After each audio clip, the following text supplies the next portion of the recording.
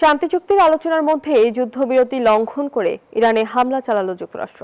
দেশটির দক্ষিণাঞ্চলে ক্ষেপণাস্ত্র ঘাঁটি ও সমুদ্রপথে মাইন পুঁতে রাখার চেষ্টায় থাকা স্পিডবোটগুলোকে লক্ষ্য করে চালানো হয়েছে হামলা। বন্দর আব্বাসে বিস্ফোরণের খবর জানিয়েছে ইরানের গণমাধ্যম। এদিকে চলমান সংকট সমাধানের চুক্তি নিয়ে আলোচনা করতে কাতার পৌঁছেছেন ইরানের প্রতিনিধি দল।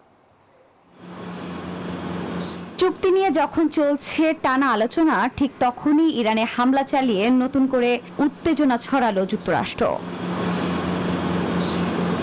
ইরানের পররাষ্ট্র মন্ত্রণালয়ের মুখপাত্র ইসমাইল বাঘাইর আলোচনার অগ্রগতির দাবির পরই হামলার খবর পাওয়া যায়। গণমাধ্যমের তথ্য বলছে, যুদ্ধবিরতির মধ্যেই কেঁপে ওঠে ওদের স্বপ্ন পূরণে পাশে থাকতে পেরে আমরা গর্বিত।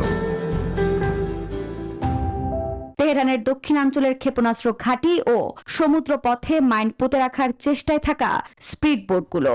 যদিও হামলা আত্মরক্ষার্থে চালানোর দাবি করেছে মার্কিন সেন্ট্রাল কমান্ডের মুখপাত্র ক্যাপ্টেন টিম হকিংস। হরমুজ প্রণালীর তীরে অবস্থিত ইরানি নৌঘাঁটির আবাসস্থল বন্দর আব্বাসে হামলার খবর জানিয়েছে দেশটির গণমাধ্যম। এদিকে চলমান সংকট সমাধানের চুক্তি নিয়ে আলোচনা করতে কাতারে পৌঁছেছেন ইরানের প্রতিনিধি দল। এর মধ্যে নতুন শর্ত জুড়ে দিলেন মার্কিন প্রেসিডেন্ট ডোনাল্ড ট্রাম্প। বলেন, ইরানের সঙ্গে পারমাণবিক চুক্তি সম্পন্ন হলে আরব দেশ ও মিত্রদের আব্রাহাম চুক্তিতে স্বাক্ষর করতে হবে। আর এই চুক্তি স্বাক্ষর হলে ইসরায়েলের সঙ্গে সম্পর্ক স্বাভাবিক করতে হবে দেশগুলোকে। আফরিন মৌ, নিউজ 24।